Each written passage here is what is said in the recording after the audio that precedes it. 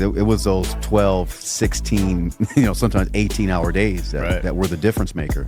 While other people were, like I hang out a lot now. People see the lifestyle now, but back then, you would never find me in a club. I wouldn't be at the beach. It was like I was grinding. Like, wow. This had to happen. We took all the televisions out of the house for 5 years. Damn. Because I was committed. My kids hated me.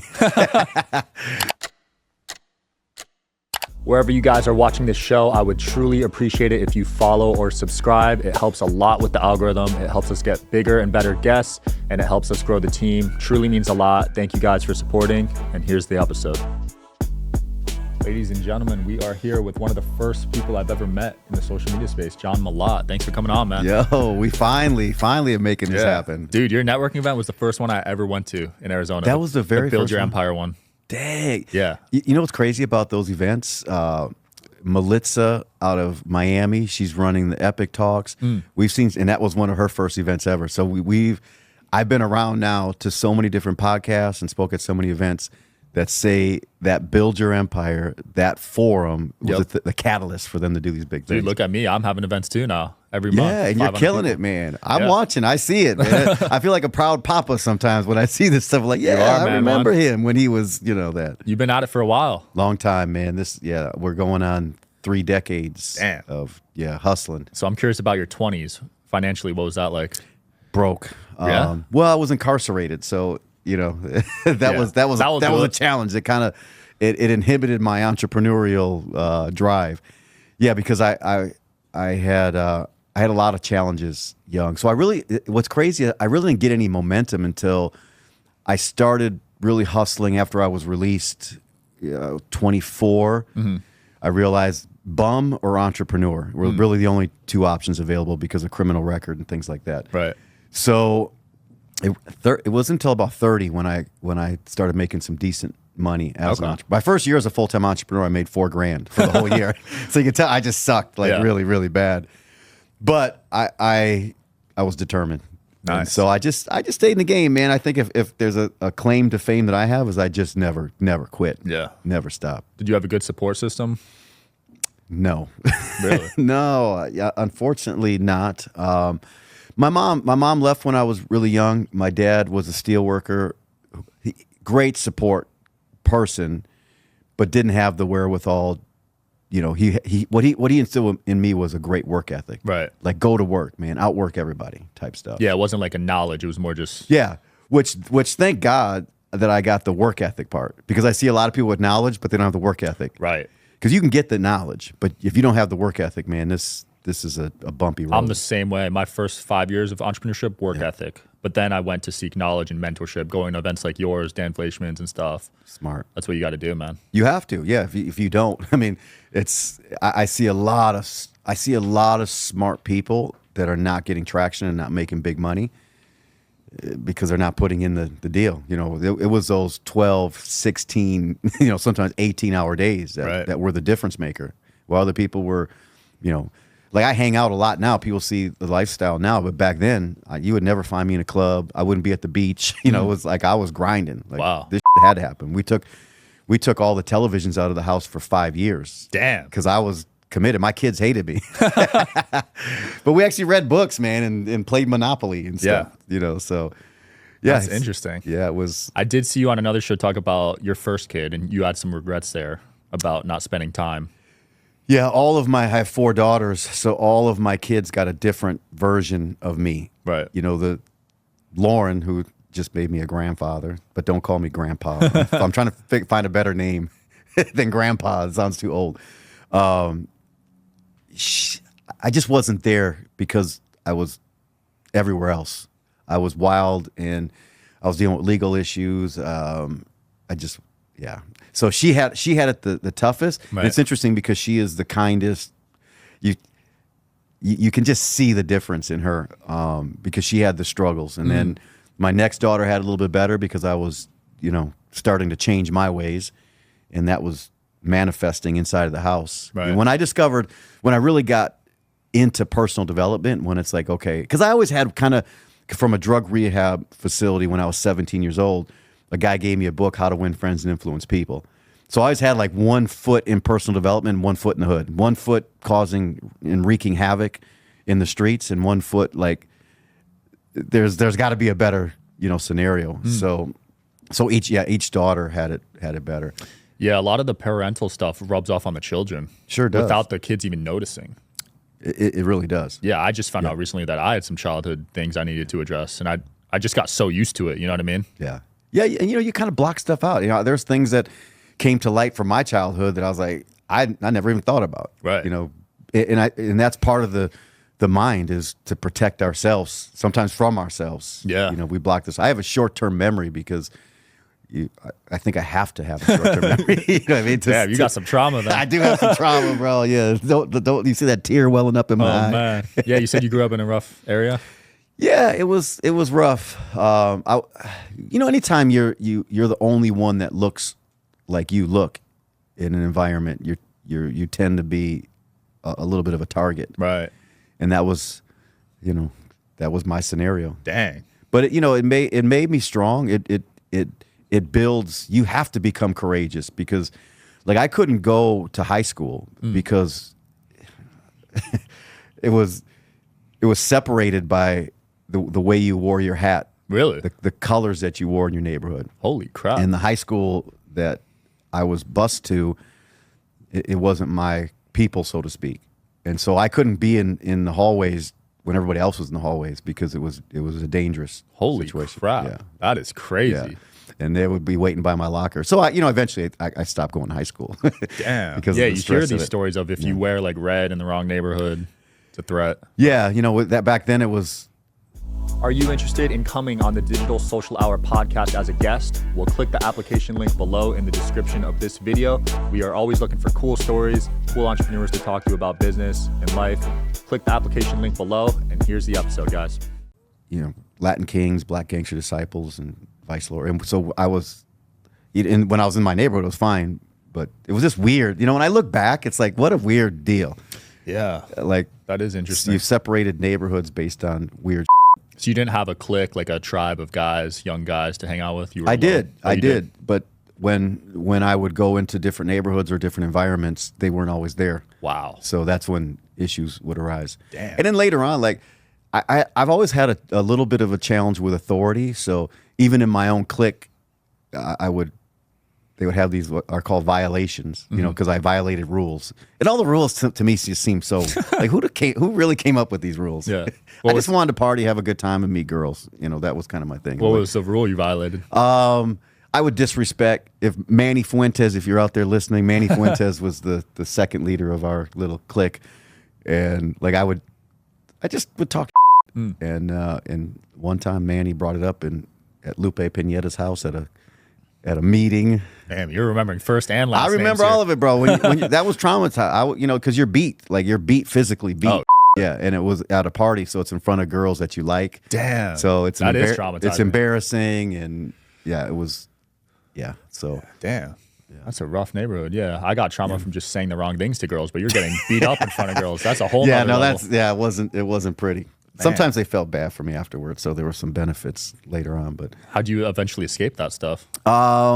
Entrepreneurship, and there was a point, and really, I had a heart attack from smoking at 17 years old. Holy crap! And it seems like a major. It was a blessing. Looking back, that was really the catalyst. 15 years old was my first felony arrest, so that was the first time I was incarcerated as a juvenile for robbing a movie theater, and in that facility, it didn't change. There was no rehabilitation. Matter of fact, we just talked about how we would be better criminals coming out. It was like there was no it wasn't that we were not going to commit crimes or we were remorseful for the crimes we committed. It was an incubator to make you a better criminal. Wow. But the drug rehab is where a man came into my life, former outlaw motorcycle gang member, Dave, changed my life forever. He was the first guy who, number one, said, stop being a victim.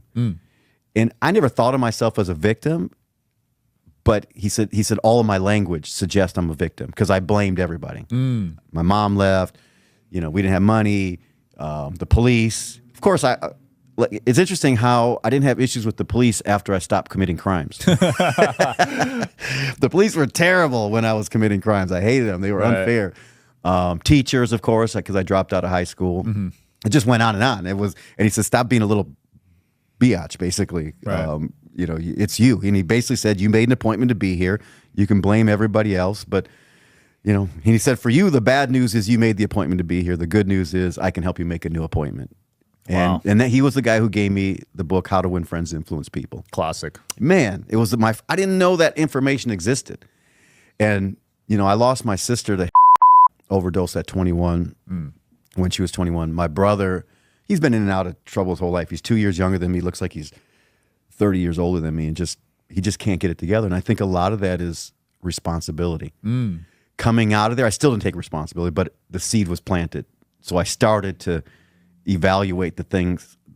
I evaluated my contribution to my problems instead of saying it's you or that person. Right. And it's so easy to be like that. Man. I was like that too growing up. So easy. I mean, it's just easy. You put the blame on someone else and you're good. Yeah. Like, I'm going to keep rolling. Yeah. But to take accountability, people still struggle with that right now, even in their adult years. I know a lot of grown people. You know, I always, like, people think that age has something to do with wisdom. Like, they think because you're older, you're wiser. I said, no, there's a lot of dumb old people.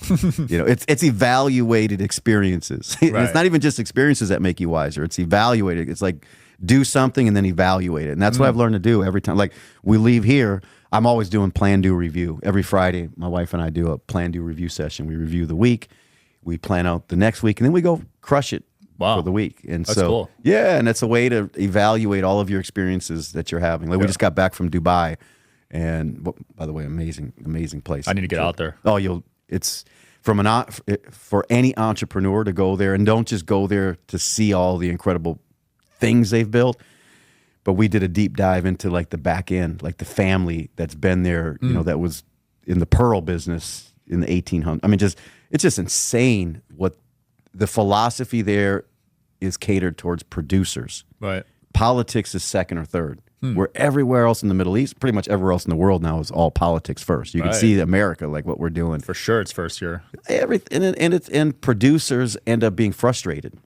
But without producers, you don't have an economy. You know, like if we gave the politicians what a lot of them scream for, and all the producers stopped producing, what do you think the world would look like? The planes would stop flying. The innovation would stop happening. So it's interesting. Have you ever heard of the book Atlas Shrugged by Ayn Rand? It was written in the 50s, but it's basically the scenario of what I just said. If the politicians got their way and all the producers stopped producing, and they just let, you know, these agencies and special interest groups run everything, it's a big book, 1,000 pages. Wow. On the scenario of what would happen. So I always tell people, read that book and it was written in the 50s, but it's probably more relevant today than ever before. Interesting. Yeah. So you're still a big reader? I am, yeah. I think it's important. Got to keep the mind sharp, and that's one way to do it. Absolutely. You just kind of switch up the reading, but there's always the classics I always go back to every year. Like Think and Grow Rich is a classic. It's the foundation for so many of these personal development books today. I love that. I want to dive into your relationship with your wife. Yes. Because you guys are the most public couple I know in the entrepreneur space. Yeah. And we were talking earlier about how a lot of public couples just fail for some reason. Well, today it's you know, quitting is easy.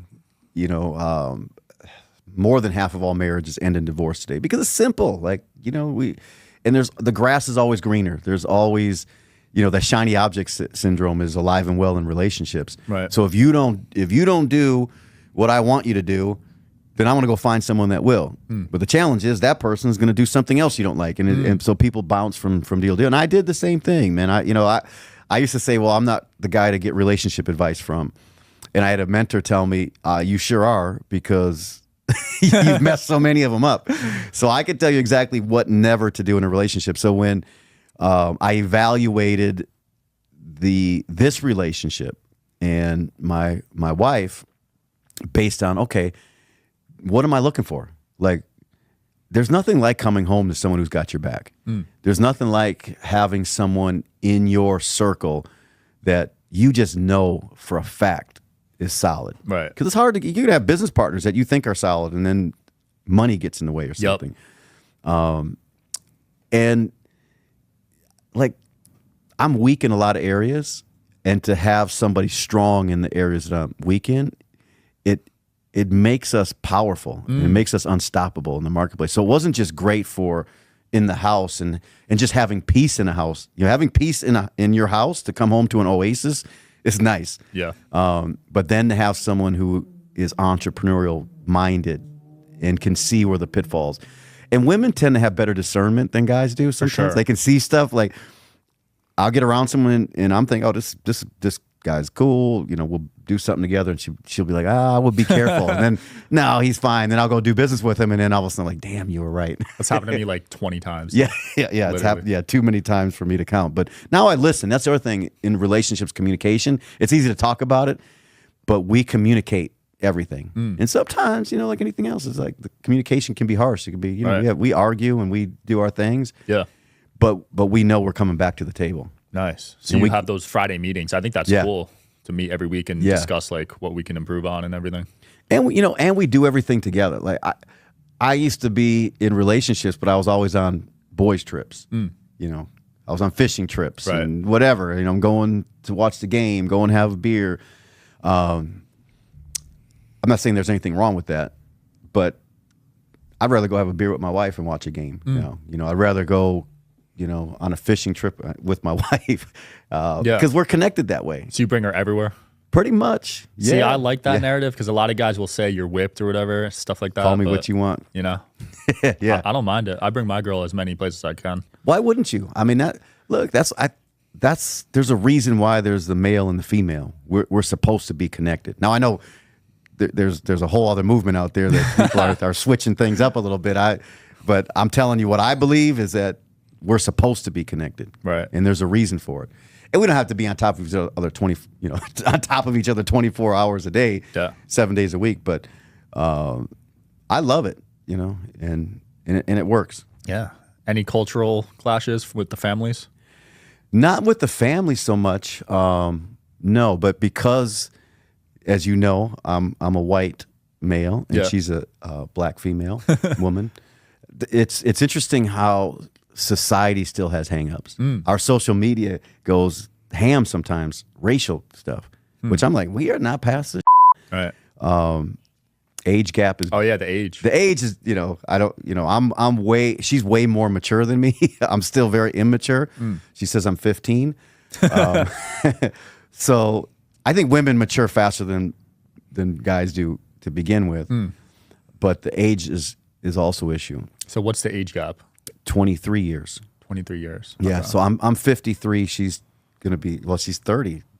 Wow, yeah, she's 30. She's the oldest woman I've dated. No, no, she's going to be 30 next month. Wow. So you were always attracted to the younger? No.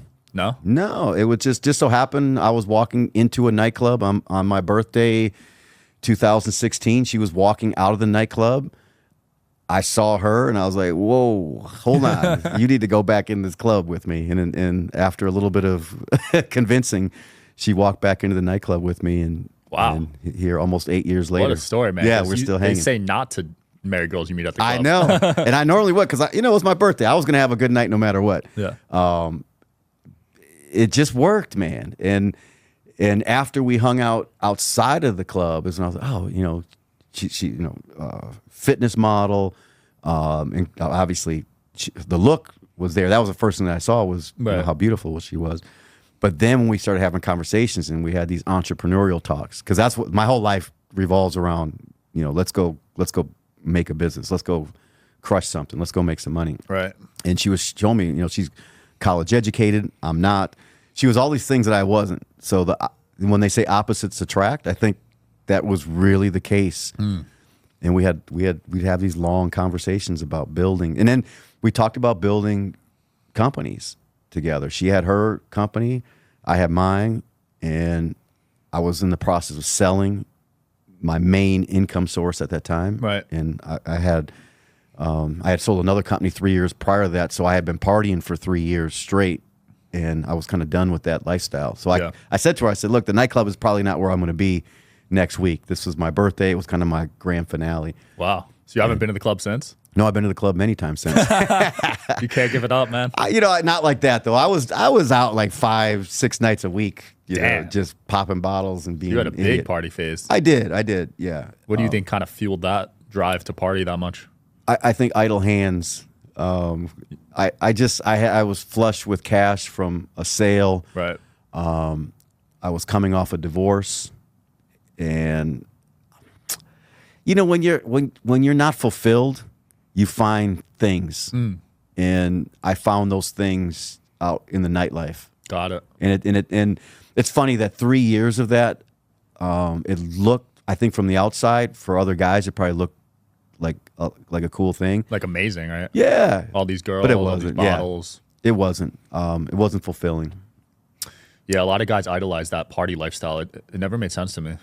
Yeah, and you're smart. I mean, keep that energy, bro. No, because I did yeah. a year in college, and I just grew out of it so quick. Yeah, see, now I think that's what I missed, though. Like, if they would have told me you party like that in college, I probably would have went to college. Right. I didn't know. I missed. That's why I went. That. I chose my school based off the parties, and that was the main reason. To be honest, so you get it out of your system, and we party, but it's different. Like now, we don't live to party. It's like, okay, we're going to celebrate something. Right. We're gonna if we go out, we actually live in a area that's all nightclubs and stuff and restaurants around us. So we pop in and say hi, but it's not like it used to be. Like it wasn't. Yeah. Sounds like you found that good balance between business, dating, and money and all that stuff. Yeah, and still finding it. I balance is always this thing. I had a mentor, Paul J. Meyer, God rest his soul, incredible man. But he always talked about getting balance. But it's so difficult when you're in the pursuit of something. Right. Like if you're running this, and you're heading out tonight to LA. I hear you got other stuff going on.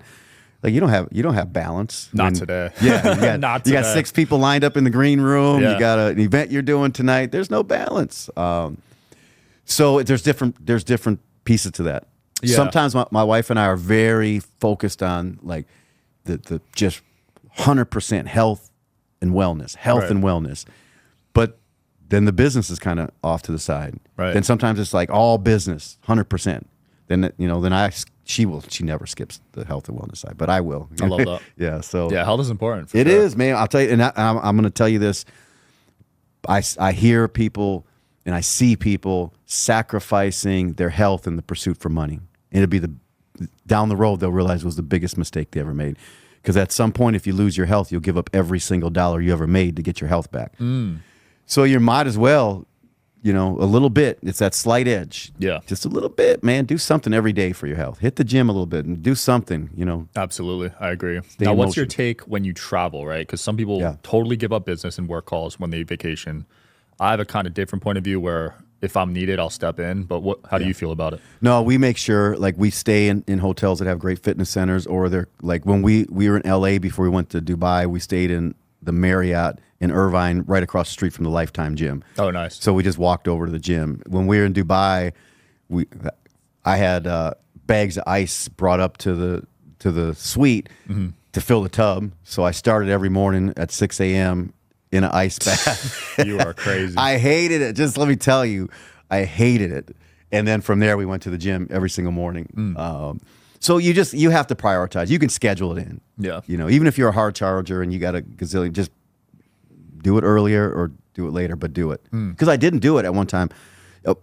For me, it was simple. At 40 years old, I lost my health, where I literally was making arrangements.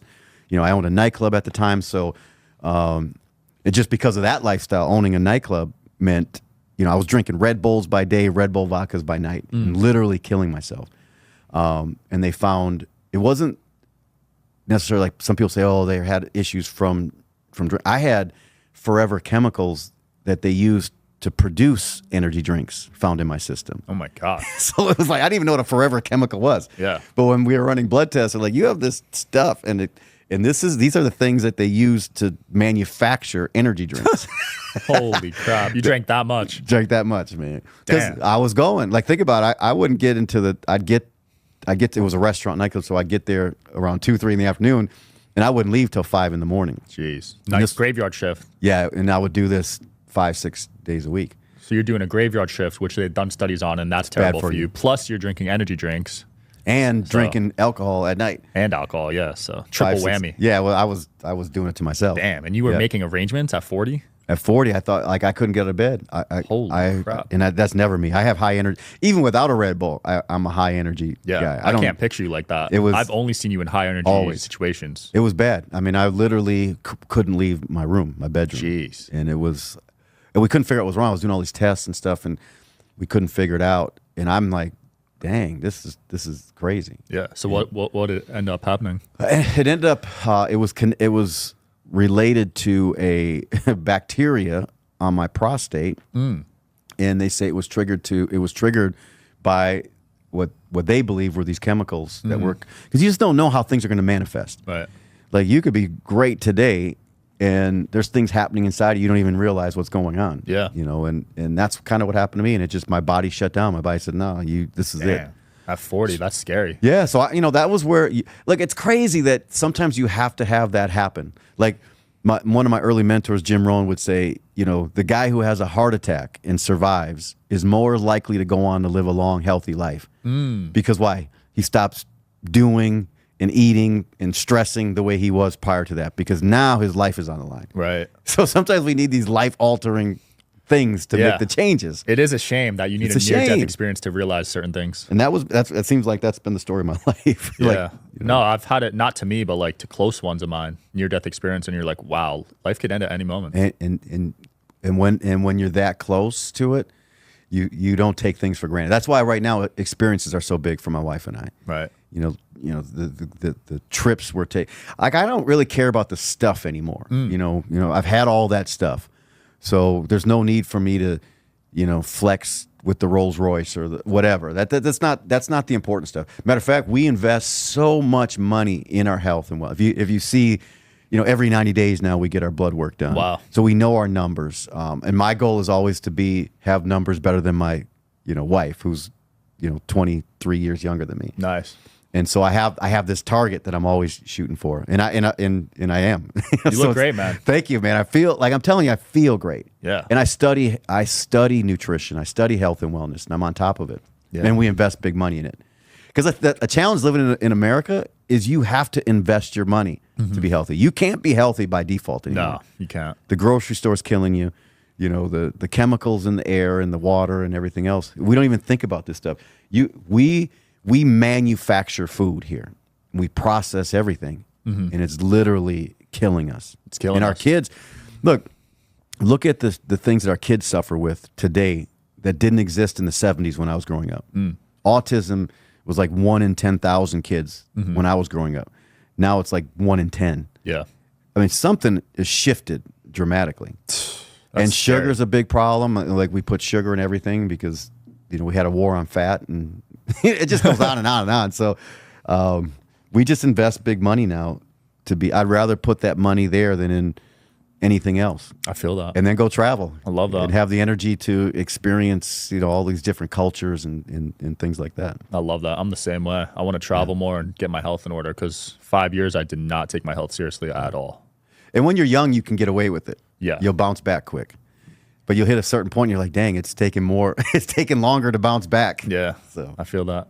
How were your testosterone levels? High. High? That's my wife. Okay. All right. Yeah. I do a lot of things. I've had dips, and you as a man, when you're dipping. At least I do. And plus checking my numbers every 90 days. So I keep tabs on that. Yeah. But there's so many natural ways to HGH, levels you can boost through fasting, and there's lots of things you can do to boost your test. I'm telling you, do martial arts like Brazilian jiu-jitsu. There's a lot of studies around just doing like combat type stuff, to raise testosterone. To raise testosterone. Yeah, so there's a lot of things you can do to raise testosterone naturally. That's cool, because they say after 40 you start dipping. Oh, yeah, for sure, man. And if you're not paying attention to it, you're going to drop and you're going to be sluggish. The biggest thing for me is, man, I got to keep my sex drive right. Like, well, that's why men are men, and at least for me, like if that's dipping, then I start questioning myself. So you want more kids? No more kids. I like the act of making kids more than having them now. She's of age, so yeah.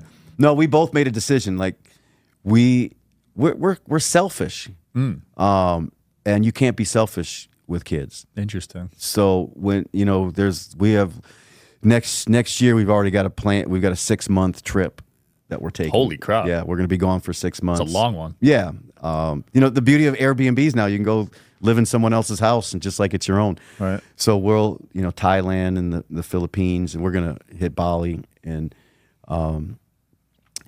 so like lugging kids around on a trip like that doesn't seem like a lot of fun. It'd be tough. Yeah, and then the problem is if you hire a nanny, you're not really bonding with the kid, so it's the balance. I did that. We had in my previous marriage with with my daughter, we had someone that lived with us. Mm-hmm. Sylvia was incredible. But I'll tell you get Sylvia handles it. When we would travel, we get an adjoining room, and Sylvia and my daughter slept in that room. Mm. We slept in. They got up early and did stuff. We missed so much of it by doing that. Right. And maybe other people do that better than we did it, but it just was a crutch that it wasn't fair to her. Interesting. Sylvia became mommy. Wow. You know what I mean? Yeah. And I didn't have to do a lot of duties, so I don't know. It's kind of a deep topic, I think. It is. So the bottom line is no, we're not going to have kids. And I think that living in America, having kids today is a little scary. Scary. More than a little. I don't want I don't know. There's so much information coming at these kids, and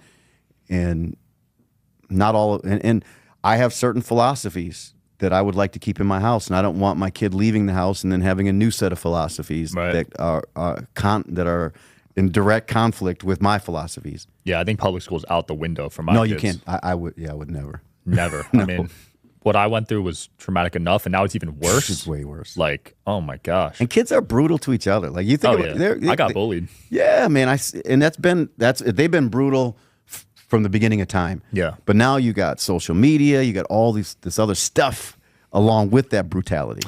Yeah, social media bullying is almost worse, honestly, because at least when you're bullied in person, you kind of know what's going to happen. Yeah. But with social media, people just attacking you in all sorts of ways. It's just mean and nasty. Like like when we were kids, we would fist fight. It was beatings. That's how it went down. Now it's this verbal, like mental game, and I think that stuff sticks. Like you get beat up, you get a fat lip and bloody nose or whatever.